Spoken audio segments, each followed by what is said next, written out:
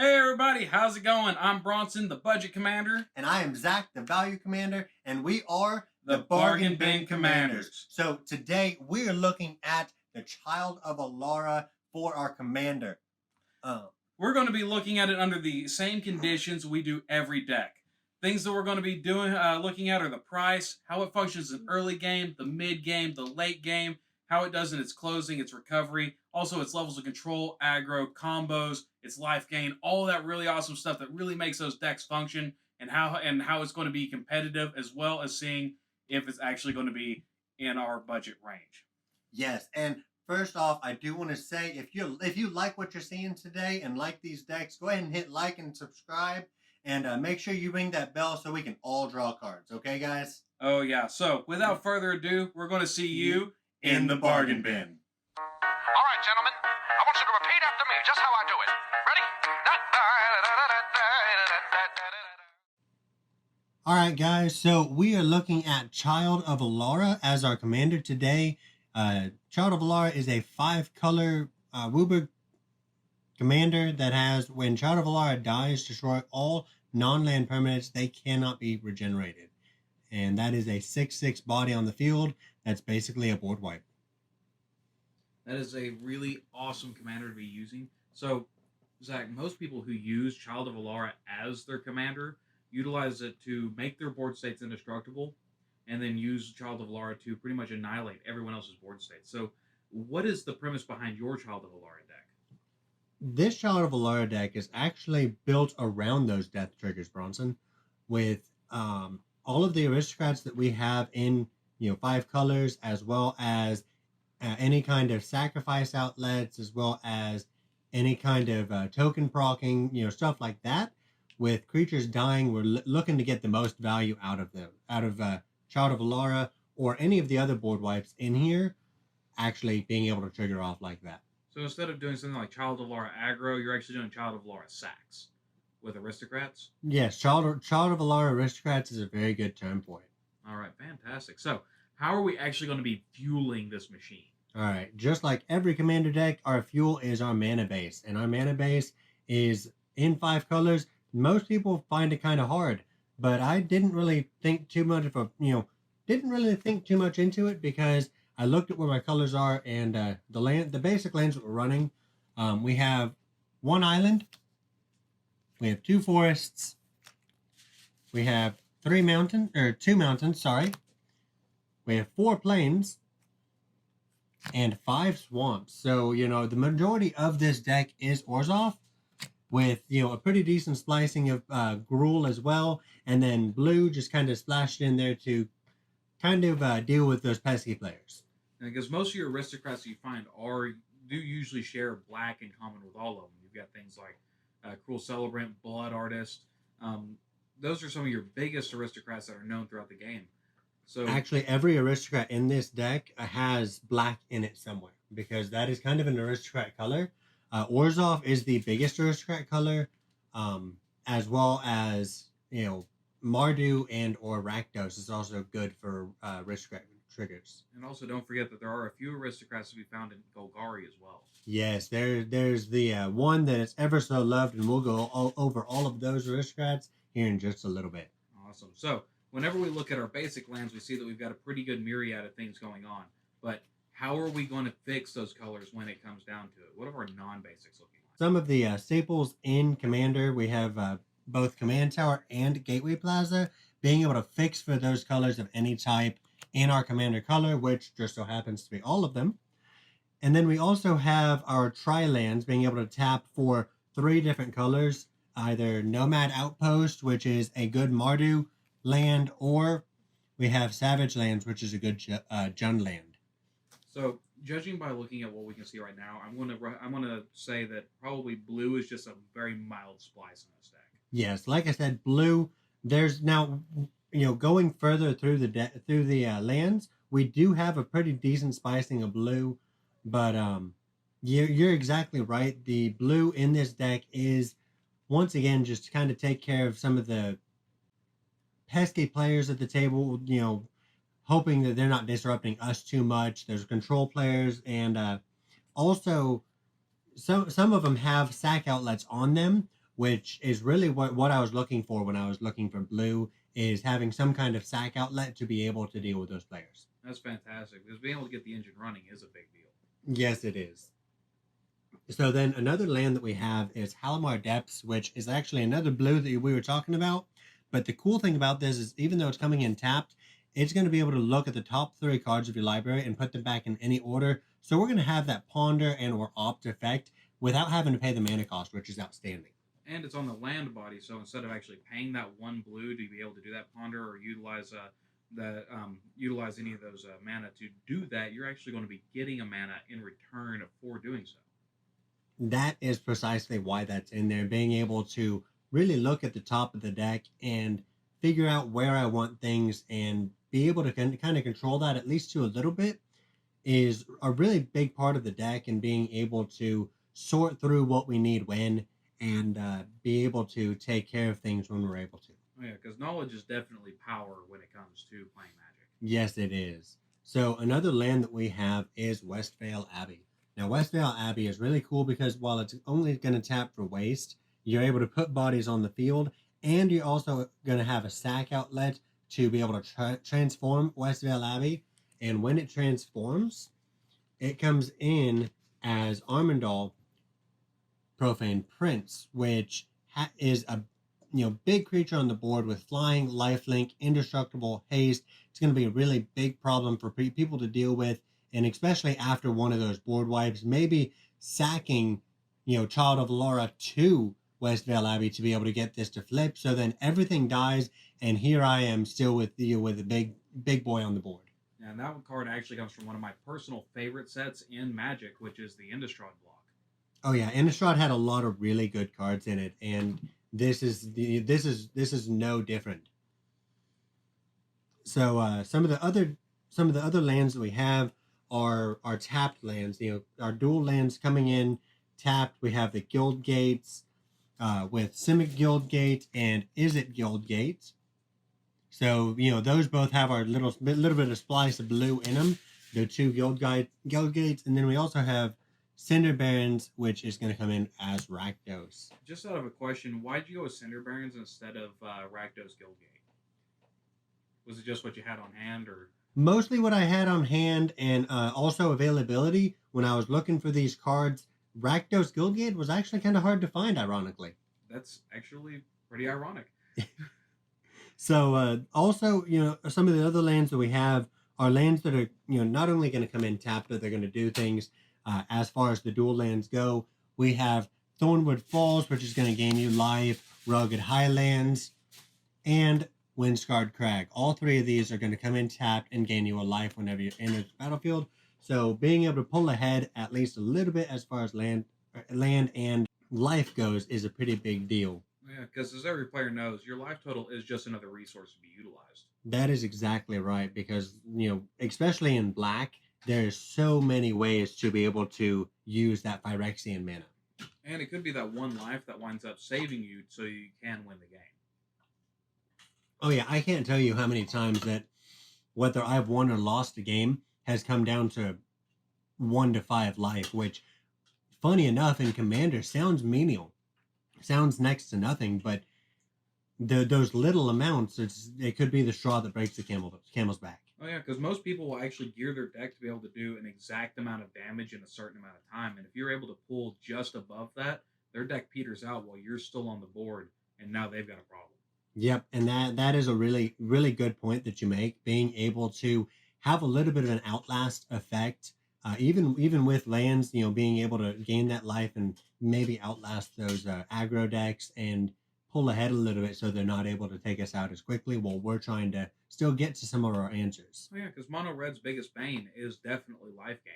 Because Yes, most Mono Red players, if you're looking at being at a commander table, you need to be able to do that 120 points of damage in a certain amount of time, so they will gear their decks to do specifically that much damage in X amount of time. And if you're able to get even 1 point above that, guess what? You're a threat that has to be dealt with, and they either have to choose to take you out and leave someone else alive, or take someone else out and leave you alive. And 9 times out of 10, they're going to one-shot those that they can, and then figure out ways to deal with you later. Which gives you the ability to pull ahead, ultimately. Exactly. So the next land that we have is going to come in tapped as well, but this one is going to be a scry land, which is awesome. Once again, being able to control what the top of that deck is, really being able to figure out what knowledge, where that knowledge is, and where it's going to help us out. Yeah, because always knowing what the top of your deck is probably one of the most powerful things in Magic. Period. Well, yeah, Always, because the best part of Magic is drawing cards, and if you know what you're drawing, it just makes your plays that much more lethal. yeah, because Magic's easy. Just draw what you want. Mm-hmm. So the next land that we have is actually a check land in the form of Isolated Chapel. Because we do have the most black and white in this deck, I figured why not throw a dual land in there that's probably going to come in tapped. Or untapped. Sorry.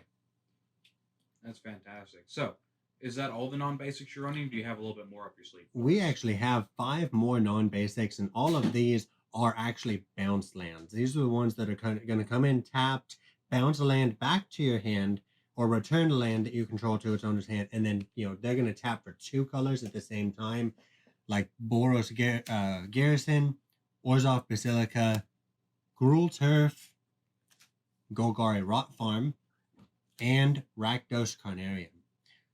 Now, for all of our viewers out there, I highly recommend utilizing the bounce lands. A lot of folks don't like them, but I find that they can be deceiving.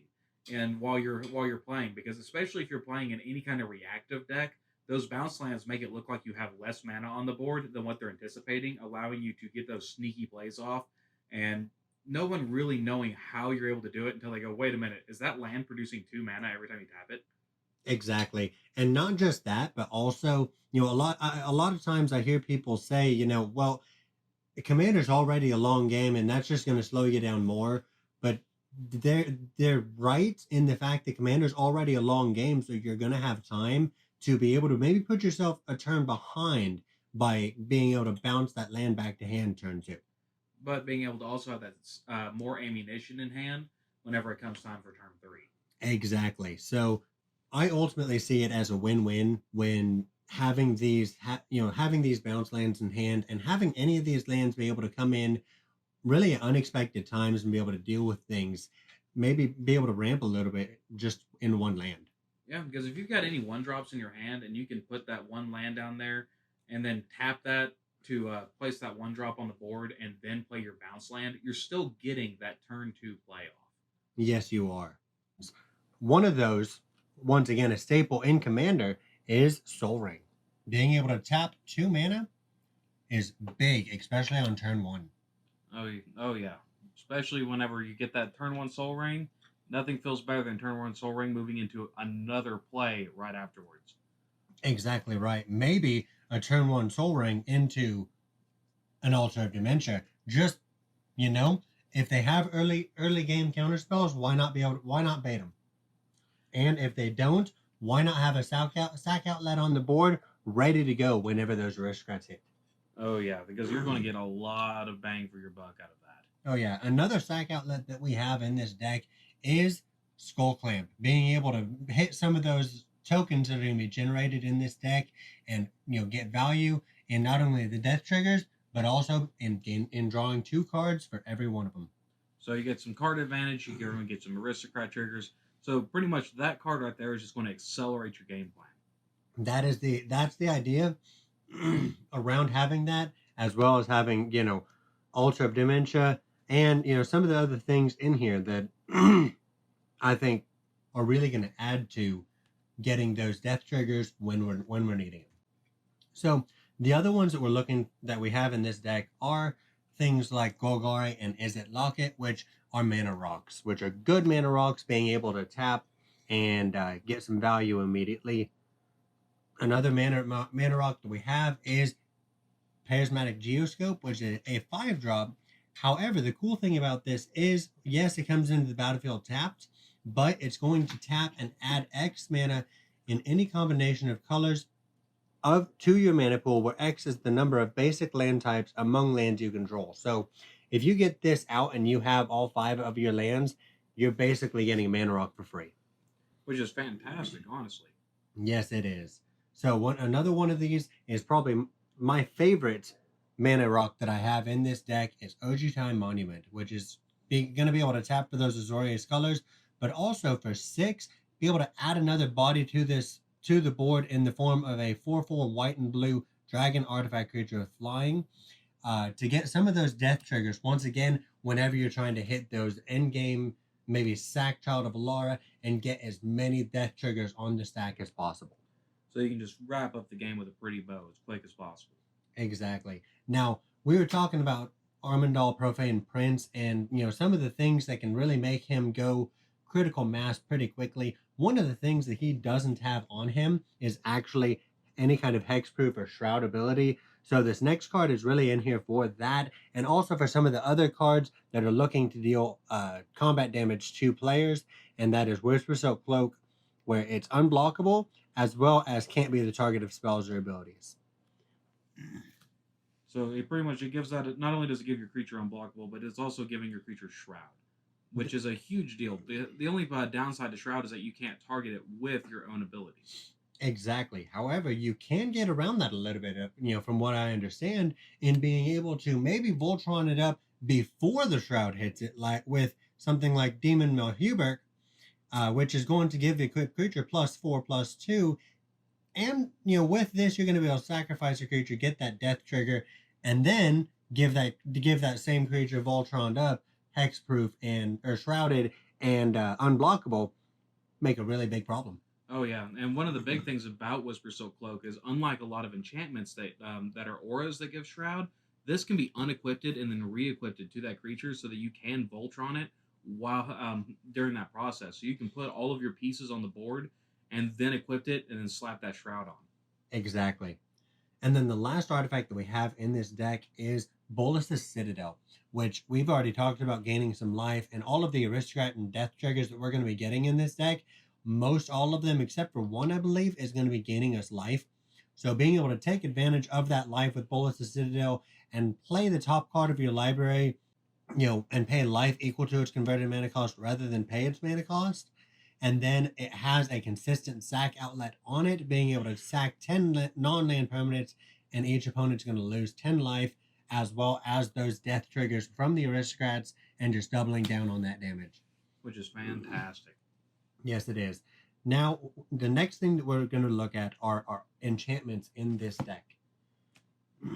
We've seen what these artifacts can do and how much value that these can add, but we all know that Selesnya artifact and enchantment destruction is a thing, and it's a thing for a reason, because those enchantments can be just as big, if not bigger, problem than those artifacts. Oh yeah, and the best colors for artifact and enchantment destruction is, of course, white and green. Yes, it is, exactly like I was saying. Now, some of these enchantments, one of my favorites in here is honestly just kind of mean, because if we're able to sack Child of Alara to Armandal to be able to get him to flip and then turn around and maybe attach a Infecty Boy onto him in the form of Phyresis, is just mean. Well, a lot of folks, they get mad at you whenever you go for the Infect win, but me personally, I sleep like a baby at night, because in the end of the day, that W is still a W. And if you've got an unblockable Shrouded Armandal with Infect, it's going to be hard to deal with. Oh, yes, it is. And I will tell you what, I sleep better on nights that I infect somebody to death than when I lose. Oh, yeah. Another one of these enchantments is just going to give us a little bit more ramp in the form of Gift of Paradise, because you're going to gain life, as well as Enchanted Land has tap and add 2 mana of any one color. So a little bit of ramp and a bit of life ramp in the same card. We also have Moldavine Reclamation, because if we're going to be gaining advantage from creatures dying, why not get more advantage with gaining more life and getting a draw engine with those creatures dying as well? So with cards like Skull Clamp, not only is a creature dying in my drawing 2 cards, but then I'm going to draw an additional card and gain a life off of it. I'm going to say yes, please. Which is fantastic, because if you're looking at death triggers anyways, Moldavine Reclamation is one of my favorite cards to run in anything that has to do with sacks. And it's just one of my favorite Golgari enchantments altogether. Oh yeah, it is a terrific enchantment, no matter what kind of deck you're really running, because when creatures die, most of the time in most decks, that's going to cause a problem. So Moldervine Reclamation is going to allow those players to get value off of that, even though it might be a little bit inconvenient for those creatures dying. Mm-hmm. Because a lot of times those death triggers is just, well, you killed my creature and that's all there is to it. But with Moldervine Reclamation, you do get some value out of it. Exactly. And while we're on the topic of gaining value off of creatures dying, why not get even more value from your opponent's creatures dying from having Grave Betrayal on the board as well? Whenever a creature you don't control dies, return it to the battlefield under your control with an additional 1/1 counter on it at the beginning of the next end step. That creature is a black zombie in addition to its other colors and types. That is so much value when you're looking at a board wipe and being able to pull all of those creatures over to your side of the battlefield and then maybe pull another sack just to double down on those triggers.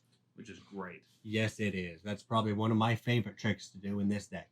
So after that, we're going to be looking at how this deck is able to control the game in a way by primarily utilizing instants and sorceries, because we know that control in a matchup is going to be extremely important.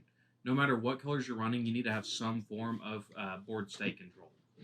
Exactly. And this deck, while we don't have that much actual control in it, it does have control in the form of, targeted removal in the deck, such like Spark Harvest getting to, as an additional cost to cast this spell, sacrifice a creature or pay 4.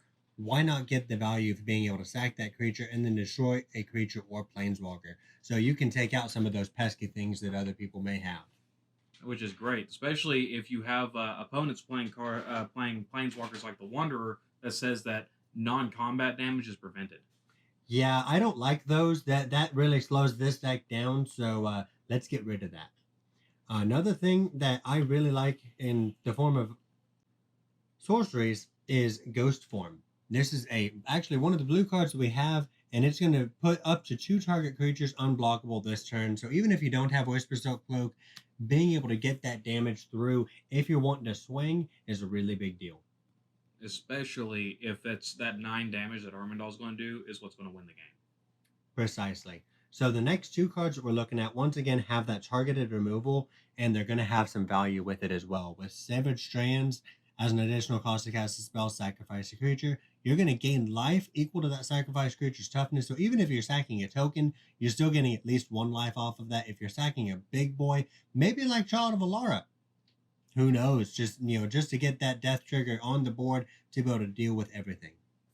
Which is a phenomenal way to, 1, sacrifice Child of Alara, and 2, if you don't have Child of Alara on the board, you can still get some targeted removal going. Exactly, because on top of that, with that, you're going to be able to destroy target creature an opponent controls. And then the next bit of control in this deck actually is green with Sprouting Renewal. Being able to invoke a creature, a sorcery onto the board, being able to destroy target artifact or enchantment. And even if you're not dealing with too many artifacts or enchantments on the board to deal with, you're still getting a token on the board to be able to fuel some of those death triggers. It's phenomenal.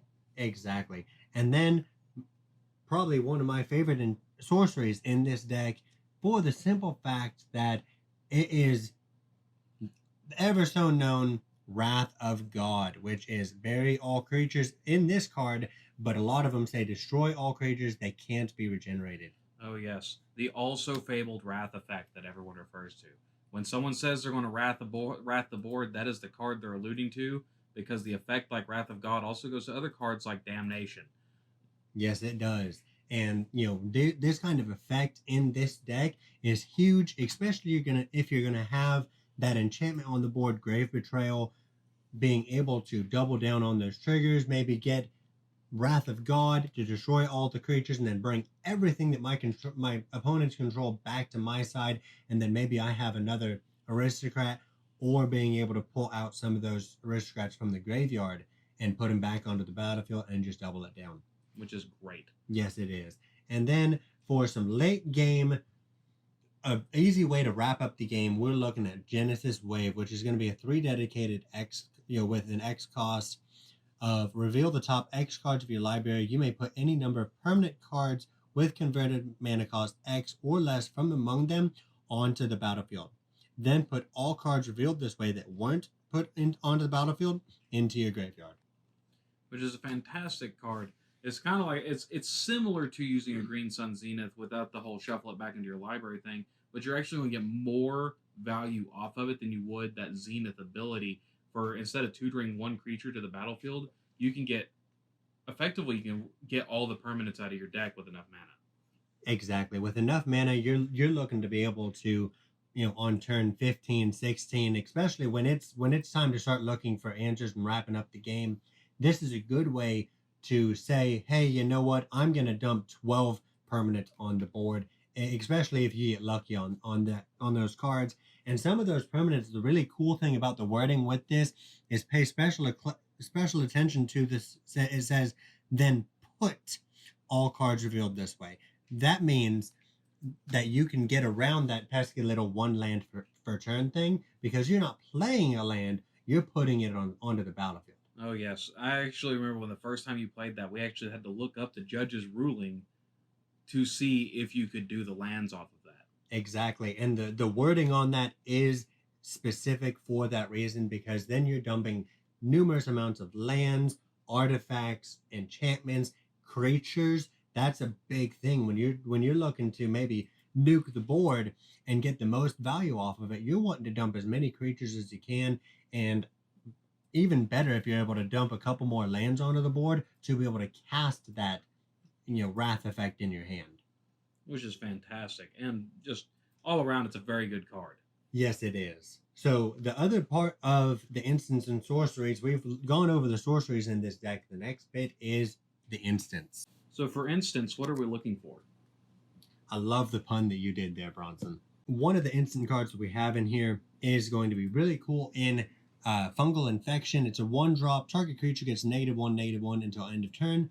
Hey, maybe being able to floof one of their, mana dorkies where, hey, I don't like you ramping. I'm going to take care of that a little bit, and you're going to put a creature on the board.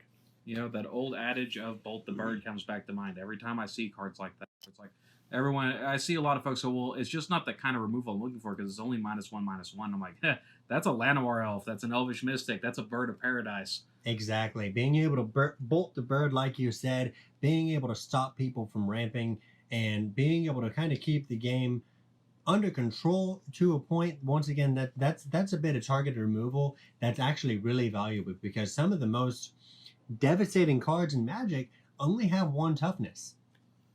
You're not wrong on that. The next bit of control that we have is the very well known Unsummon.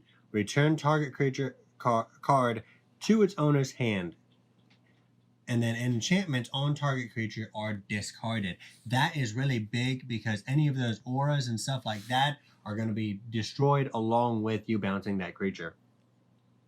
Which is a big deal, being able to control your opponent. Say they're swinging at you with that really big Galta, next thing you know, it's sitting back in their hand.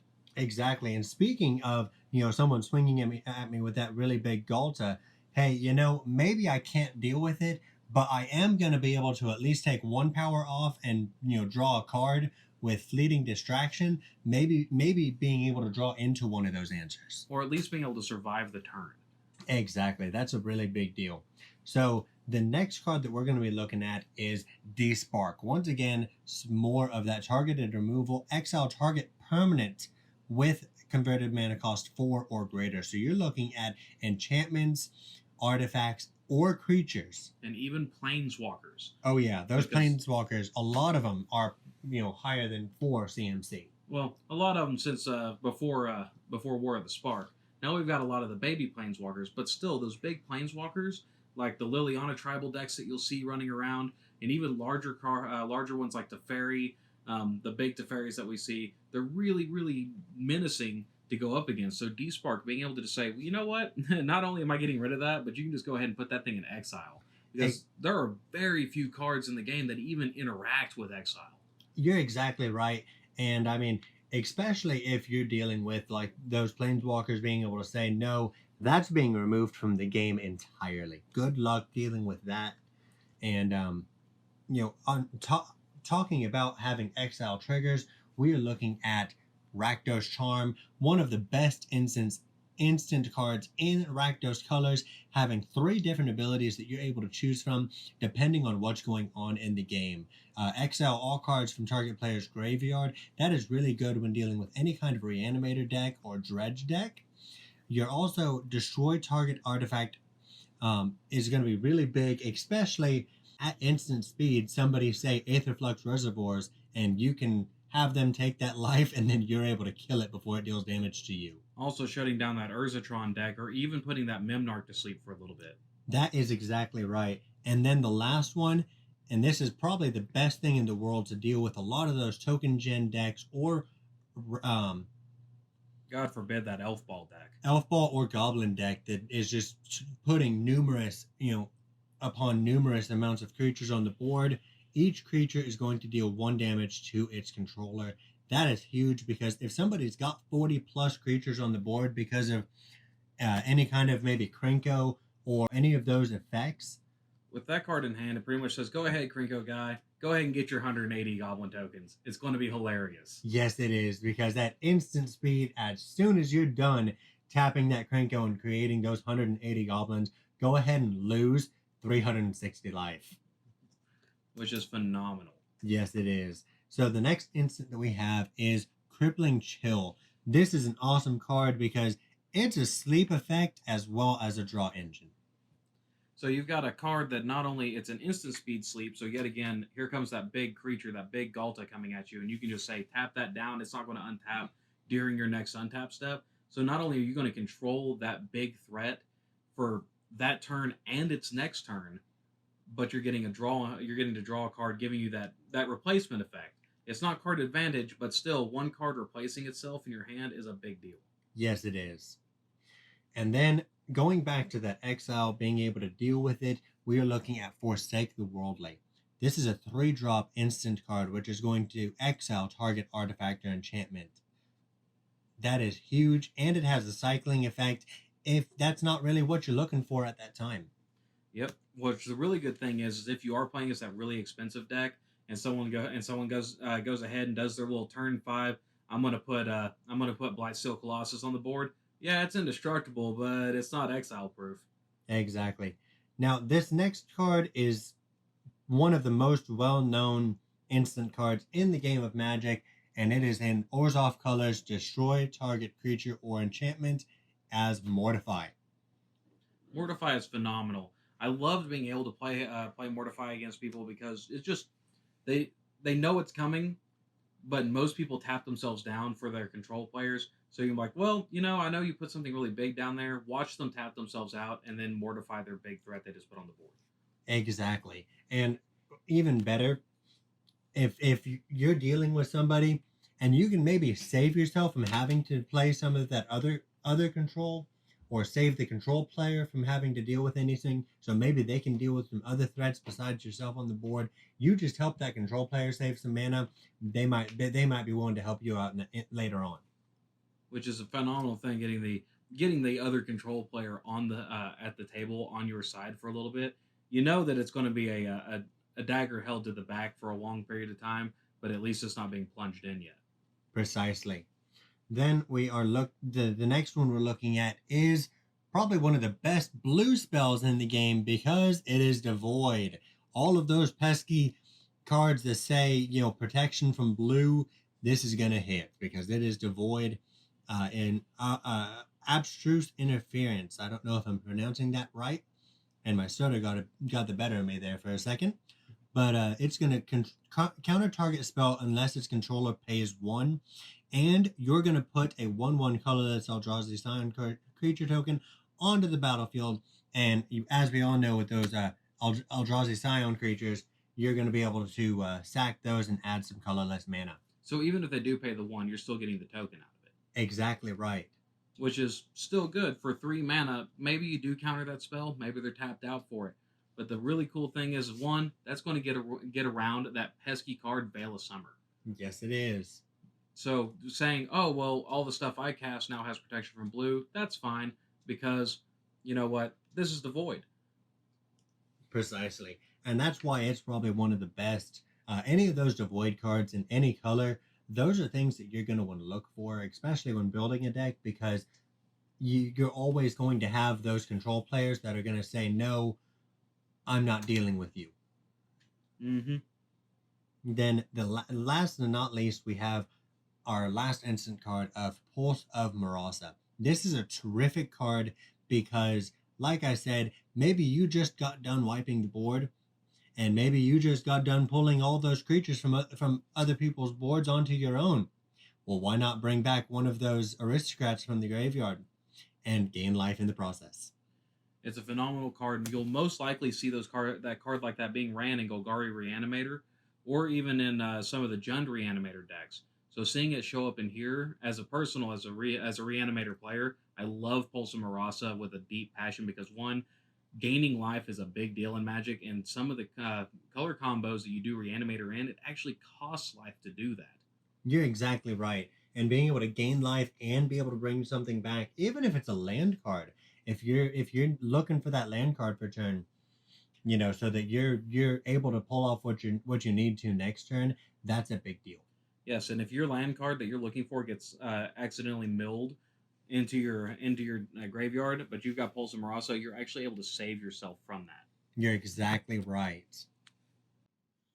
So last but not least, we are looking at the creatures for our Child of Alara deck. The very first creature we're looking at 1-drops here, is Embodiment of Spring. This creature is a 1-drop 0/3 elemental creature, and it has 1 mana and green. Tap, sacrifice Embodiment of Spring, search your library for a basic land card, put it onto the battlefield tapped, and then shuffle your library. This is going to be really good for those early game, being able to ramp up your mana a little bit. It's also fantastic for if you are missing one of those lands out of your 5 colors, you can go ahead and fetch it. You're exactly right. When you're looking for your colors, that is definitely a good way to do that.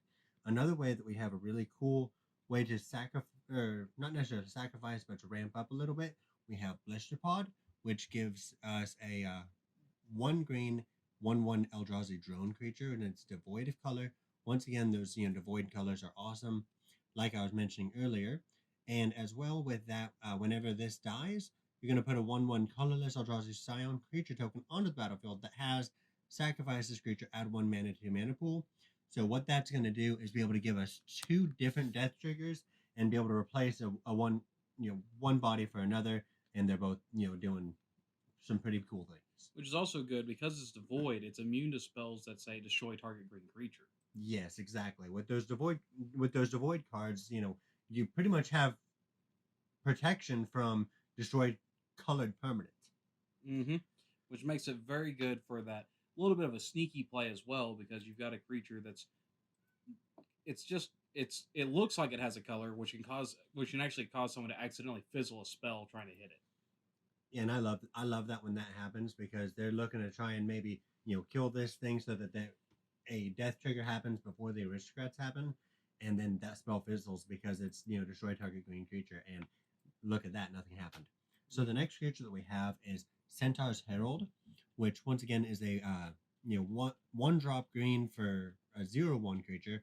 This time, this one has a pay 3 and sacrifice Centaur's Herald, and put a 3/3 green Centaur creature token onto the battlefield. So you're basically replacing a 1-drop 0/1 with a 3-drop 3/3, which is that's a lot of value. And with the sacrifice outlets and the death triggers that we're looking for in this deck, it's going to be a lot of value also there. It's also really good because it does follow the bear math, which is that 2/2 for 2. So you're going to be getting out a 0/1 for 1, and then following it up with a 3/3 for 3. Yes. So the next creature we have is a 1-drop black creature called Carrion Feeder, which is going to be really good because you can sacrifice a creature to it, and it's going to be able to put a 1/1 counter on Carrion Feeder. And the cool thing about that is, even though Carrion Feeder can't block, a lot of people don't necessarily think about that. Yeah, they just see some big creature sitting on your side of the field, and they go, you know what? I really don't want to swing into that thing because it could ultimately destroy my stuff, and I don't really want to lose anything right now, especially if he does have those aristocrats over there that can cause those problems. What a lot of people don't realize is that even though it can't block, it is a perfect sack outlet, and a lot of people use them in zombie decks and in Liliana decks in order to cause that flip effect or any kind of aristocratic triggers that they have. Yes, and that is the really cool thing. Having that constant sack outlet without having to pay anything for that. So that way, if I don't say have like Altar of Dementia out, or I don't have Bolus of Citadel out, but I'm looking for those aristocrat triggers to be able to, maybe take care of something and deal some damage across the board, and maybe try and pull ahead a little bit in the game. This is going to be a really easy way to do that because it doesn't have a pay ability to do that. It is just sack, and this thing happens. Yeah, which is also good if your opponent tries to play something like Languish at it. You can go ahead, and if you've got those 4 creatures on the board, you can go ahead and in response sacrifice those 4 creatures to it to put it at 5/5. Exactly. And even if one of those creatures is an aristocrat, because with Languish, those aristocrats are going to get popped anyways. So why not sacrifice those aristocrats to it just so you can get it to build up a little bit, so it's not that weak to remove. Oh yeah. So then the next creature we have is Viscera Seer. Once again, a 1-drop 1/1 vampire wizard creature. This is also has a sack outlet on it and allows you to scry 1. So this pairs really well with Bolus of Citadel, being able to sack creatures, scry what the you already know what the top of your library is, and with Bolus of Citadel, you don't get around those land drops per turn. So if you hit a land drop or you hit an instant or sorcery that you don't necessarily want to pay mana for to get it out on the field that turn, this is a really good way to sacrifice your creature, get that aristocrat trigger, and sacrifice and scry that card down to the bottom of your library so that you can keep going through and digging through your library for your answers. As well as causing those aristocratic death triggers that we're looking for. Exactly. So the next creature that we're looking at is Pilfering Imp, a 1-drop 1/1 imp flying, and it has a 2-drop and tap and sacrifice Pilfering Imp. Target opponent reveals their hand. You choose a non-land card from it. That player discards that card. Activate this ability only anytime you could cast a sorcery. So this is going to be a really good way if somebody just say demonic or diabolic tutored something up for looking for those answers. This is going to be a really good way to be able to say, hey, you just did that thing. Let's take a look and see what you just pulled to your hand. Yeah, the only really one of the best things about it is that you do get to look at your opponent's hand. So if you are playing against a pesky control player, you can actually eliminate that control from their hand. Exactly. And then the last 1-drop creature in this deck that we have is probably the best 1-drop in it, and that is Spore Frog. It's a 1-drop 1/1, and the cool thing about this is it's sacrifice Spore Frog, prevent all combat damage that would be dealt this turn. It's a fog. Yep, the good old Fog Frog. That's right. And that is the 1-drops in this deck. Next, we're going to be looking at 2 all the way. We have up to 7, 7-drop creatures in this deck. So those creatures are, a lot of the 2-drops. We're looking at some of the things that are going to start introducing some of those aristocrats that we've been talking about for those. And some of those aristocrat triggers and death triggers aren't just dealing damage, but they're also going to allow things to be pumped up, like Malakir Coldblade, which is a 2-drop 1/1 right now. But whenever a creature an opponent controls dies, put a 1/1 counter on Malakir Coldblade. So that's going to be really good for those targeted removal and any kind of death triggers because of Child of Alara or board wipes or anything like that. That maybe target only your opponent's creatures if you can protect these from that. This is going to see those deaths and really get a big creature that's going to hard to deal with. So one of the best things about Malakir Coldblade is that people often forget when they're building their deck that Commander is a 4-player game. So if you've got 3 other people that are trying to deal with each other, and you're just over there sitting in the background, you drop Malakir Coldblade during turn 2, they're over there popping each other's creatures, countering each other's spells, doing their thing. All this time while they're doing this and trying to control each other out of the game while you don't look like a big threat, Malakir Coldblade is just growing and growing and growing as this happens. And next thing they know, they look over at your side of the board and you're like, hey, does anyone got any extra dice so I can put some more counters on Malakir? Yeah, it's really kind of the same like Managorger Hydra, which is really good example of this. Of while other people are just playing the game, Managorger Hydra and Malakir Coldblade in this deck is going to get just really stupid big really quick. Oh yeah. So the next one that is going to get bigger off of effects like that is Dreadhorde Butcher. This is a Rakdos, one black, 1 red, 1/1 zombie warrior with haste. And whenever Dreadhorde Butcher deals combat damage to a player or Planeswalker. Put 1/1 counter on Dreadhorde Butcher. And then when Dreadhorde Butcher dies, it deals damage equal to its power to any target. So that's going to be really good, especially because you're able to not only hit the player, but those pesky Planeswalkers, and still get that same ability. It's also really good with Dreadhorde Butcher is that when someone finally realizes how much of a problem it is, and it does get hit with that Terminate or any of those targeted removal spells, it's still going to deal some burn damage directly to the face, plus the other aristocrats dealing extra burn damage to face. Yep, and that is a really big thing about Dreadhorde Butcher, being able to take care of some things, and if you're able to maybe put a couple counters on it, I mean, for basically a 2-drop, you could get, a 6 or 7 power lightning bolt to the face when it dies. That's a lot of value. I've seen Dreadhorde Butcher, when in the right conditions, will actually run away with the game because people will not have answers for it early on, and then by the time they do have answers for it, it's already too big. Yeah, and it's you getting to a point of where it's 10, 15, plus power, and then it dies, and if it's that late in the game, there's a good chance we're going to have some of those aristocrats on board, some of the ways to deal that damage directly as well as with it dying. So that's going to be a big thing. Maybe use that as sack fodder to some of the other sack outlets in here, like Carry-On Feeder or Viscer Seer or something like that. Being able to get that sack outlet with that, and then dealing that damage as well as getting that other ability, which is a fantastic thing to be able to do. Yes, it is. So the next one we're looking at is actually a mana dork, but a cool thing is a mana dork that's dealing damage when it does so. Zerta Druid is a Gruul creature 1/1 that has tap, add green to your mana pool, and whenever you tap Zerta Druid for mana, it deals 1 damage to each opponent. Which is fantastic because everyone likes being able to tap for extra mana, but what's better than that? Dealing an extra point of ping damage to face while you're doing it. Yes. So the next creature we're looking at is Bloodthorn Vampire, which is sacrifice a creature. Bloodthorn Vampire gets +2/+2 until end of turn. Now, that is very much kind of like what do you call it? We use kind of like a combat trick in a way. Whenever you swing in with it, someone's like, I ain't blocking that. Fine. I sack my board state and I'm going to hit you for 100. Yes, a prowess effect. Thank you. That kind of reminded me of that word I was looking for. That's very similar to a prowess effect, only you're not having to spend mana to do this ability. So that is really cool about that.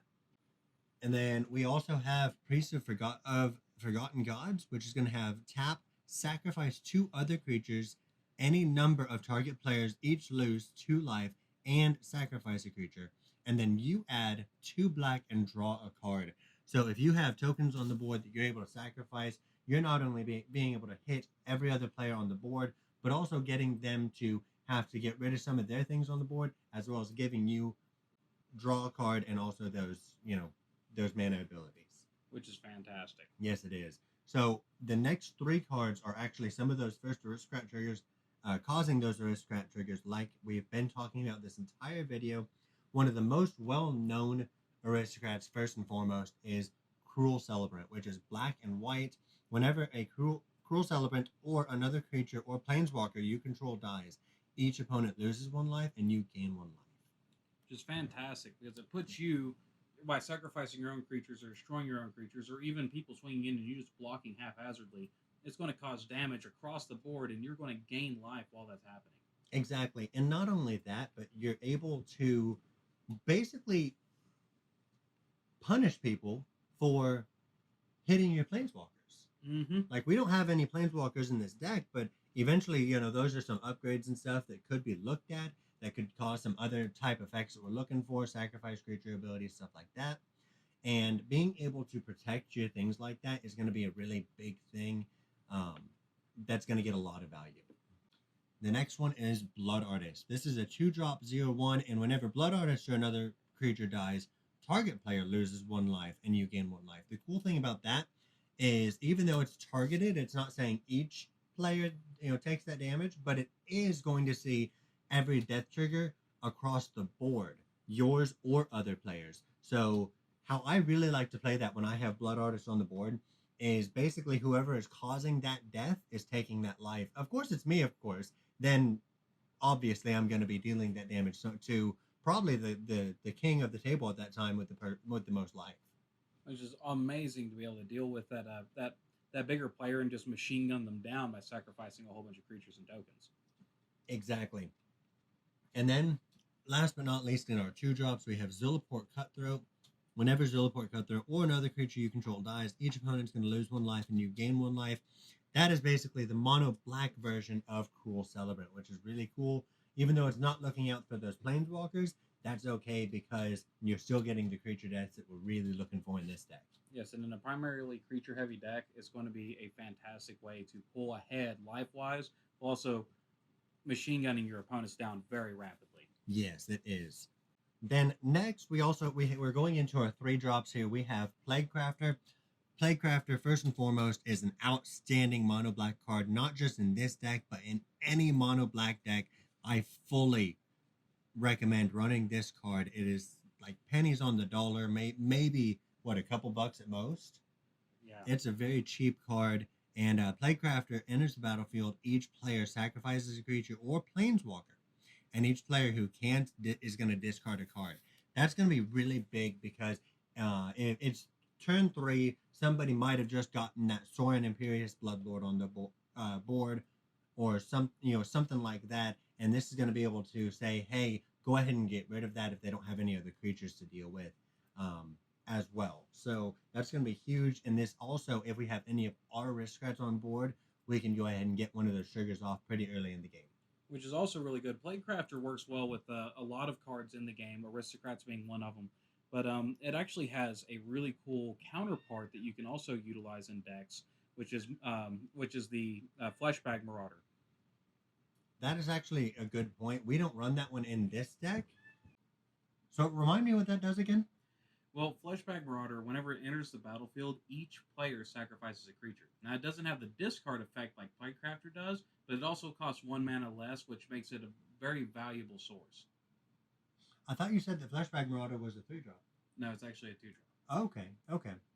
So the next creature that we're looking at is Crackling Titan. This is a 3-drop blue, and it is going to have a 2 and a red with a sacrifice Crackling Triton, and it's going to deal 2 damage to target player or creature or player. So that's going to give that that death trigger, as well as be able to deal that overhead damage to the pesky players or maybe that outlast player. So it's got that sacrifice trigger for your aristocrats, plus it's got a little extra bonus 2 damage on top of that. Yes, it does. That's just value for days right there. Yes, it is. The next one is Exultant Cultist. This is once again a 3-drop. When Exultant Cultist dies, you're going to draw a card. So a lot of these cards, if you're noticing, have a little bit of some kind of death trigger for it. So you're not only getting the death triggers from the aristocrats, but you're getting some more value than just the aristocrat triggers of being able to gain life, being able to draw cards, being able to cycle through some of your deck, be able to do different things. And that's really what this deck was kind of built around. Well, one thing everyone knows is that card advantage is definitely a huge thing in Magic. If you can have more cards than your opponents, you'll have more answers than they do. That is a really good point. Next, we have Deathbloom Thallid. This is when Deathbloom Thallid dies, create a 1/1 green sapling creature token. So it's not creating that a 3/2 to replace itself, but it's still another body for a body when it dies, which is going to be a lot of value to be able to keep those death triggers going and give those different aristocrats and the different possible sack outlets maybe further on in the game to be fueled. It's also good because with those sack outlets, it's replacing itself, so you can sacrifice it, then sacrifice the token to pretty much double down on your 3-drop. Yes.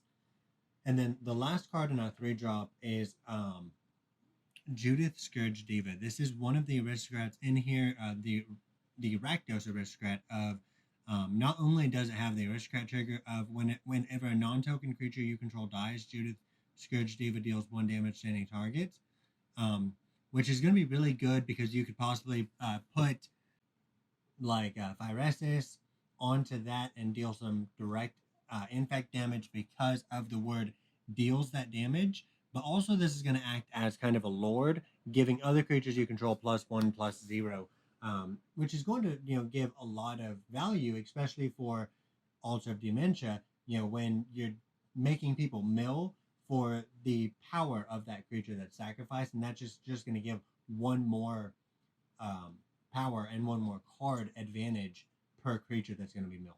Which is also good. I actually love Judith the Scourge Diva. One, I find that her art for Rakdos colors is phenomenal. And two, it's literally the definition of the aristocrat. If you look at her, she's dressed to the nines. She looks like she's ready to go out and just make someone's life completely miserable. Oh yeah, she just looks like a queen here.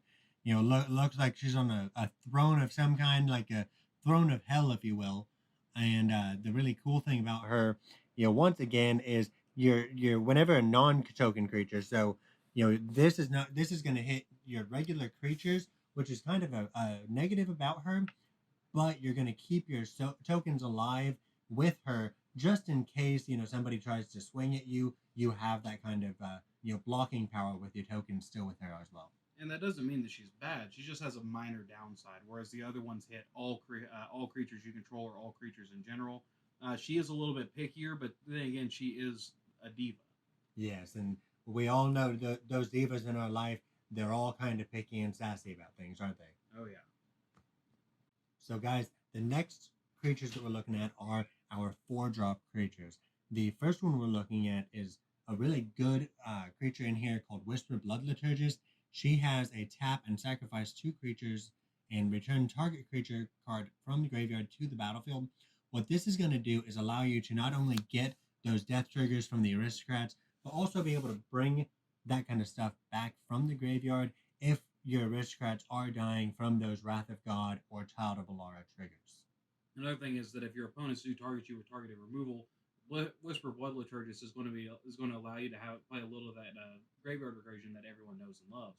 With those sacrificing effects, yet again, like you said, activating your aristocrats, you're going to be able to pull yourself ahead. So you could sacrifice those creatures that say, hey, you know what? When this creature dies, draw a card. Now you're not only are you putting a creature on the battlefield, but you're putting extra cards in hand. And if you got Moldavine Reclamation on top of it, you're just going to keep your value engine moving faster. And that is the exact, you know, point of having her in the deck, because having that, you know, even more of that graveyard recursion in here, you know, outside of the sorcery with Attempt of Immortality and, you know, things like that, this is going to give a consistent way to bring those back, because that just says sack a creature. That doesn't specify anything as far as token or non-token goes, like Judith does. Oh yeah, this one is definitely not a diva. She's ready to take anything and everything you can give to her and then bring things back to the field for you. Yes, so the next card we're looking at is Scaldkin. Cool thing about Scaldkin is it's very much like Crackling Triton. It costs 1 more to get out, but it does have a flying effect.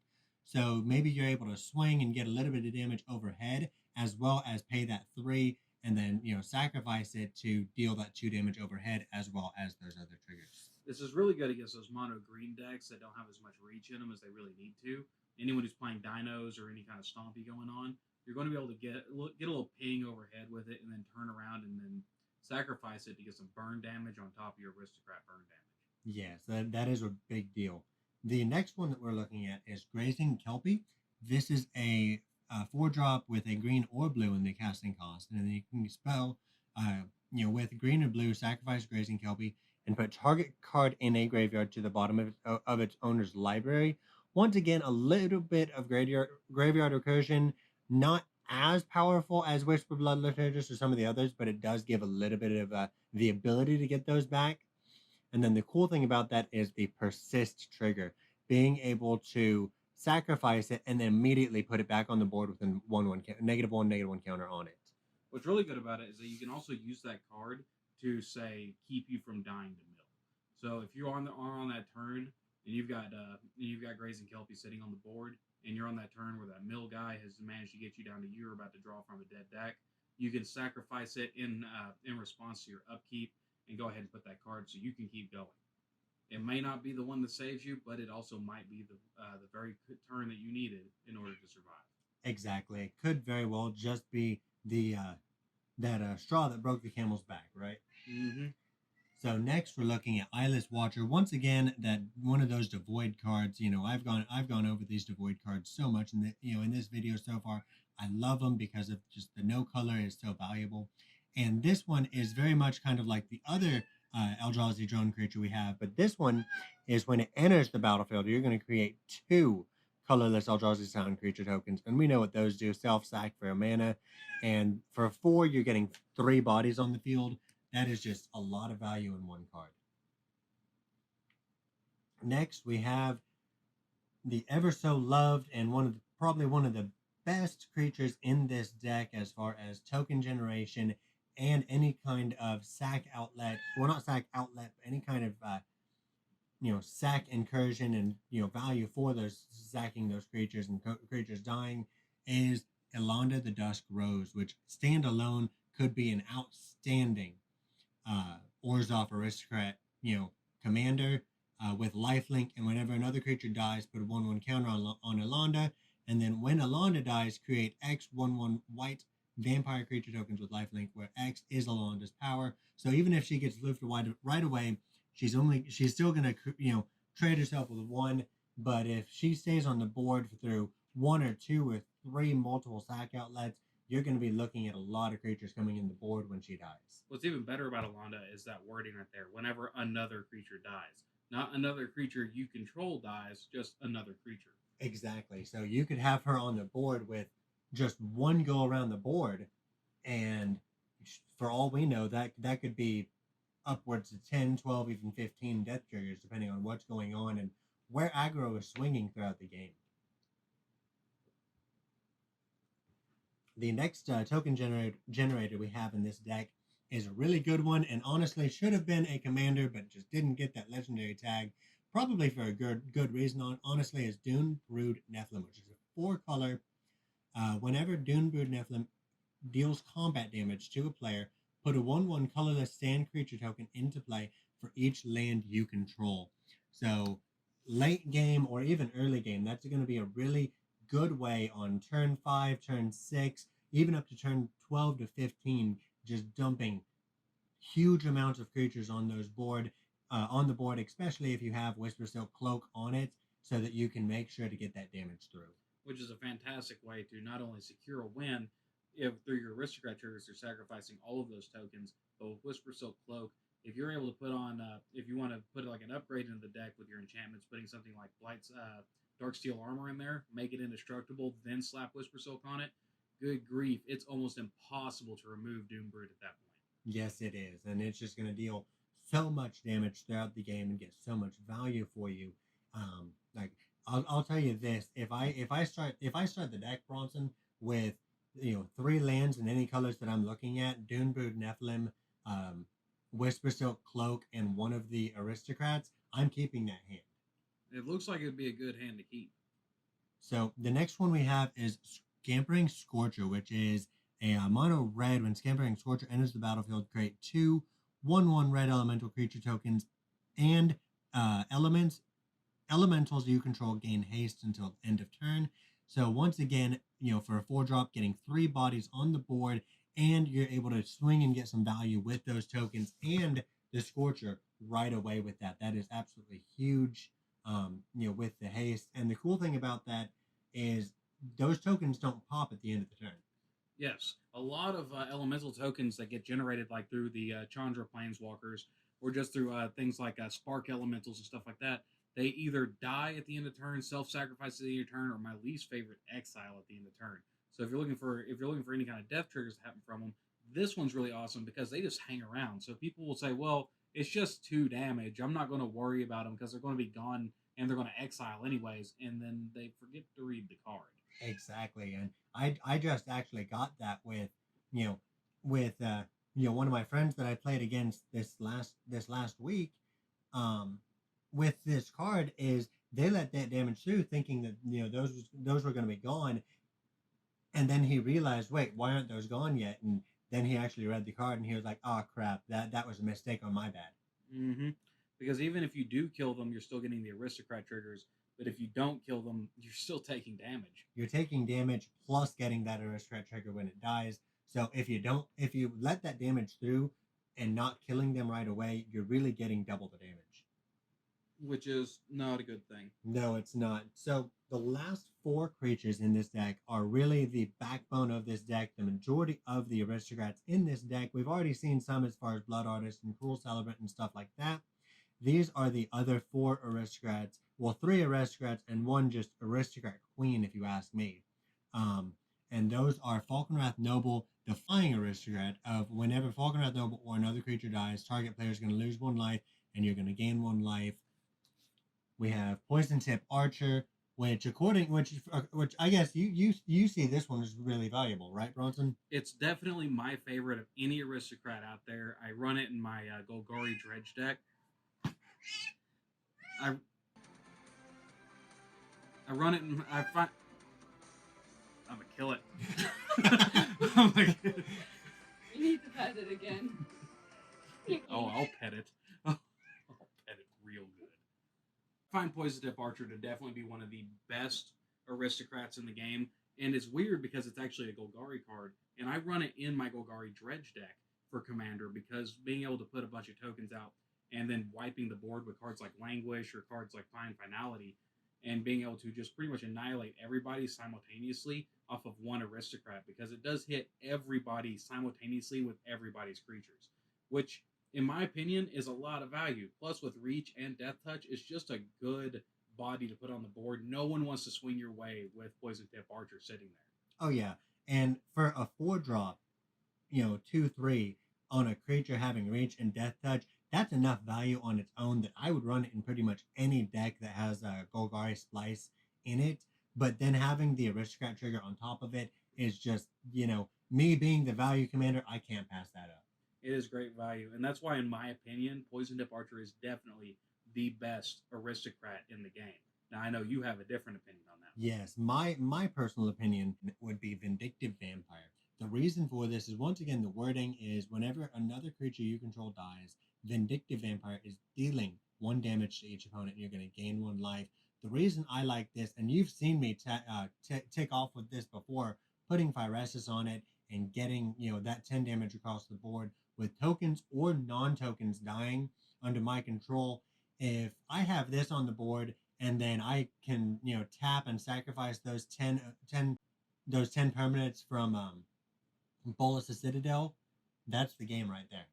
Which is a fantastic way to win the game out. I do see the value in Vindictive Vampire. I just see more of it, in my opinion, because that's creatures you control, or I like to hit everybody's board state simultaneously. Oh, yeah. And that's just, different ways to play the game, guys. Honestly, you guys can play the game and pick whichever one of these or all of these that you want.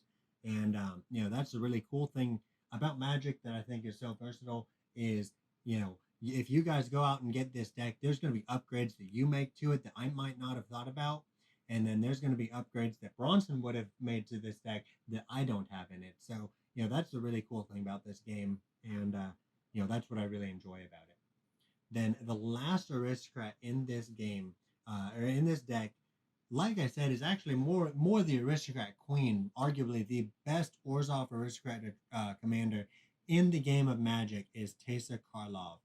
I know a friend of mine actually runs this one personally as their commander, and it does some work for him.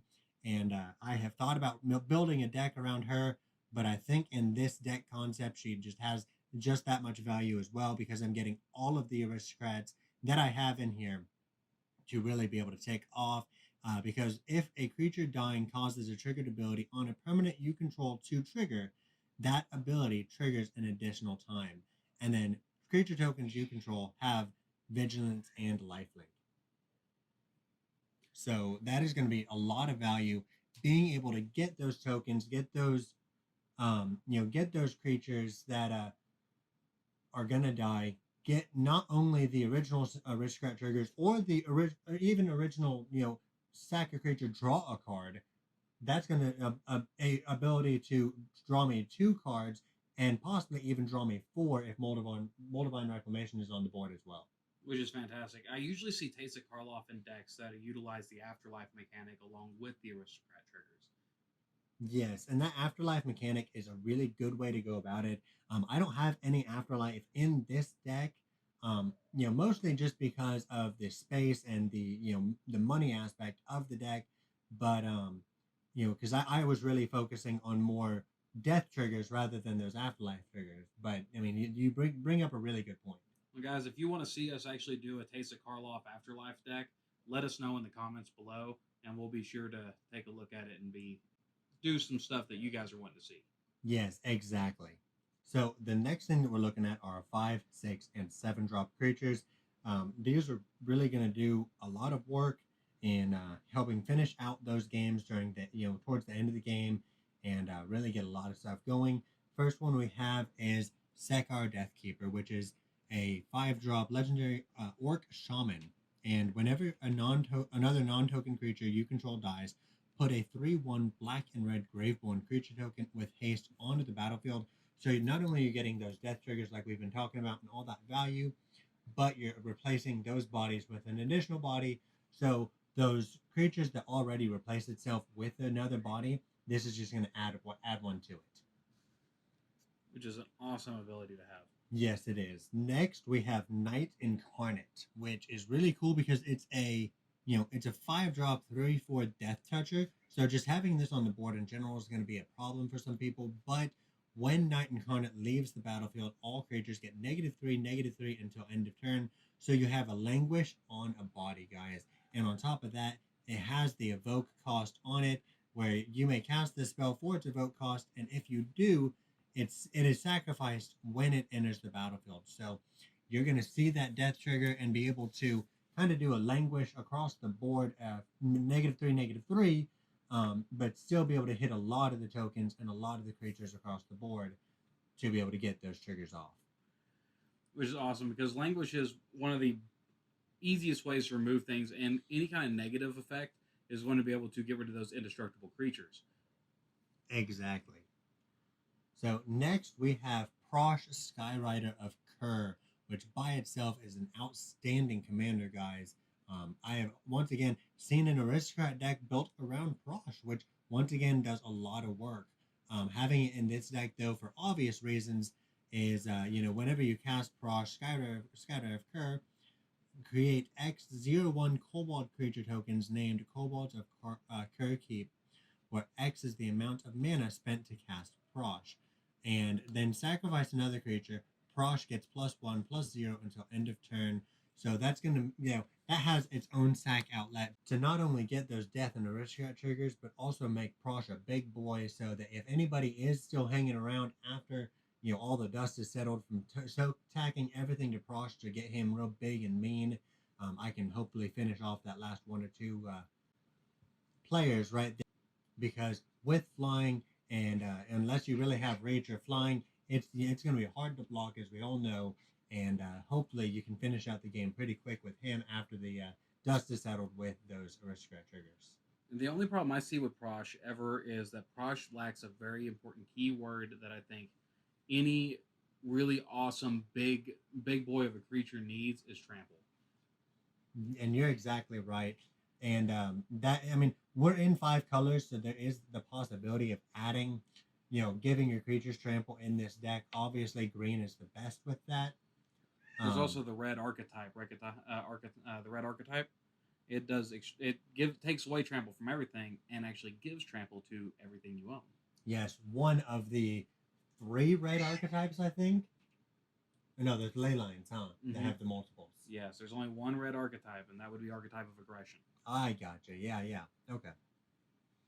So the next creature that we're looking at is Newsgraph Mob, which is a 6-drop. And Newsgraph Mob is valuable for 2 reasons. One, when it enters the battlefield, you're going to have 5 1/1 counters on it. And whenever a player casts a spell, remove a 1/1 counter from it and from Newsgraph Mob. And if you do, put a 2/2 black zombie creature token onto the battlefield. So the next creature we have is Newsgraph Mob. And this is really cool because it's going to enter the battlefield with 5 1/1 counters on it. And instead of getting bigger, it's actually going to get smaller whenever creatures cast spells. So it's kind of like an opposite of a Managorger Hydra, of whenever people are casting spells, it's getting bigger. This one is getting smaller and taking off those 1/1 counters, but whenever you do, you put a 2/2 black zombie creature token on. So instead of mana Gojo Hydra getting bigger when other people are casting spells, this one is actually going to get smaller, but it's going to replace itself with every 1/1 counter taken off of it. You're putting a 2/2 black zombie creature token on the battlefield.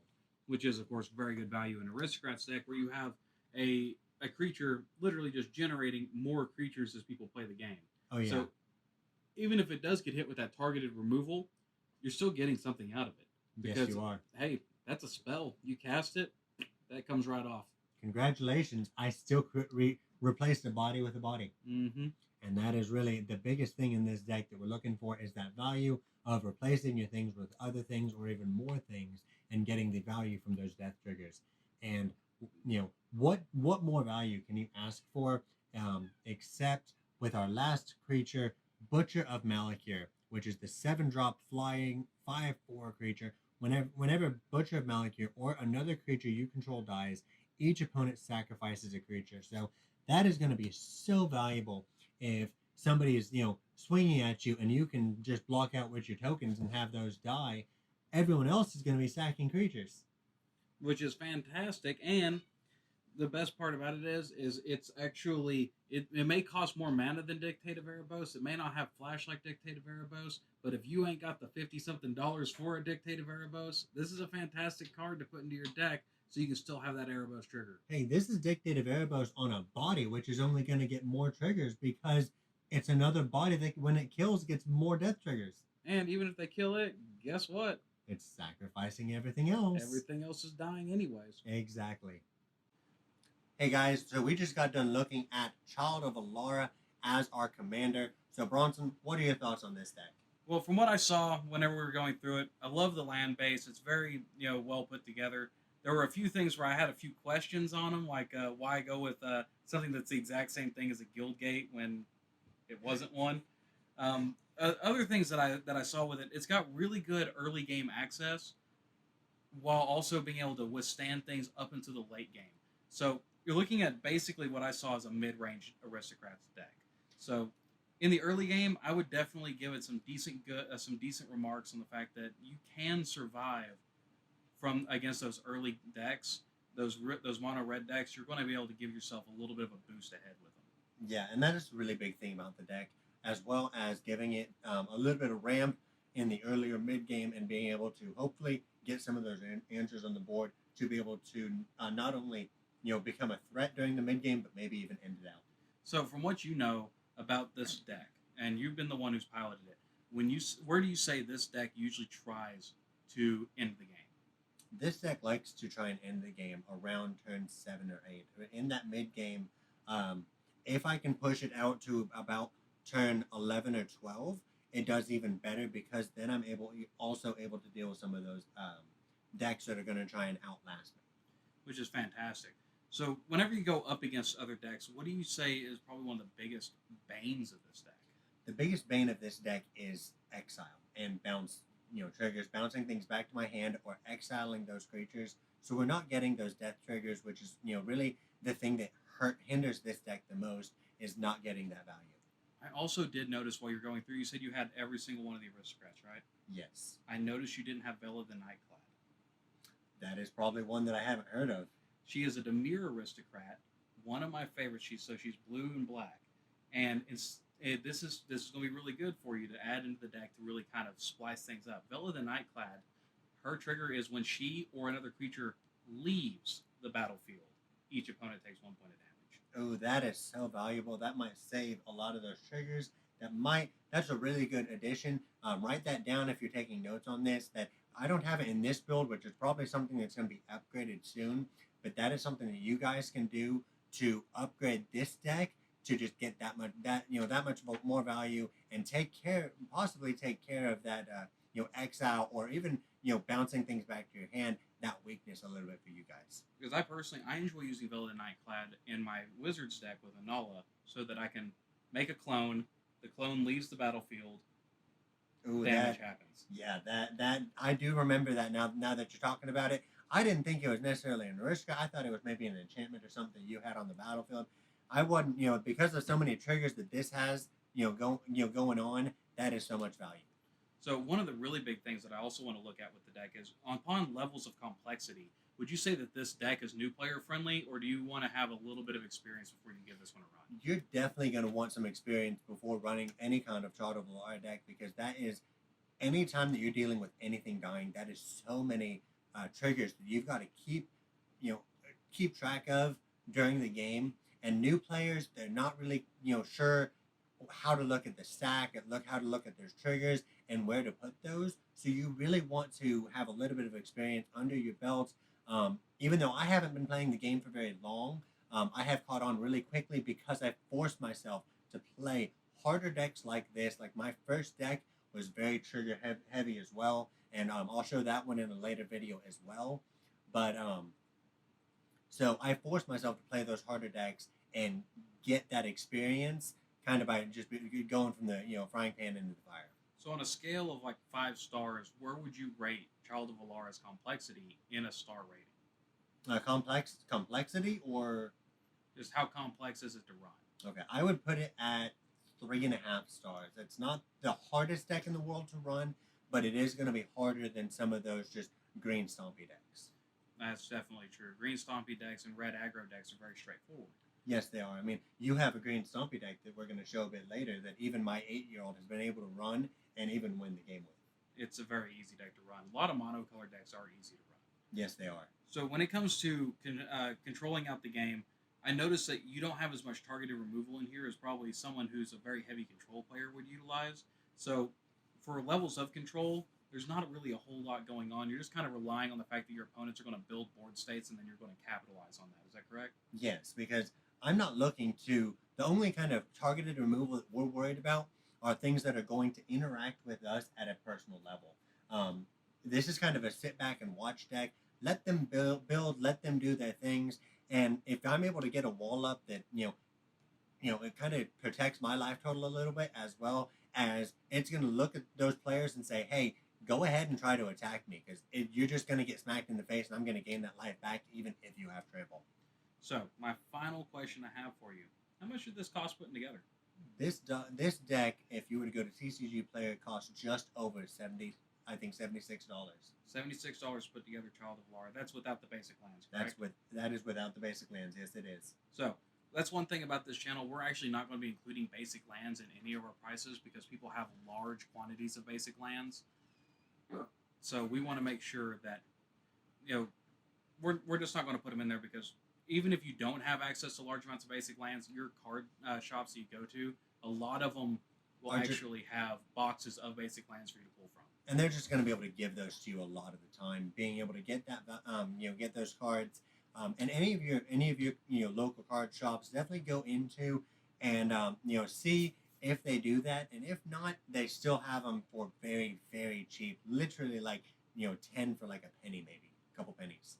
Oh yeah. So all in all, with the levels of aggro control, with the mid-range game, we would definitely say that this is a very viable deck to utilize, correct? Oh yeah, this deck, I would say, is probably one of my favorites to run, and definitely it's going to give problems to anyone who's trying to play against it. All right, so without further ado, I guess we can say that this deck is definitely Bargain bin approved. So we'll see you guys next time in the Bargain Bin. Yes, we will.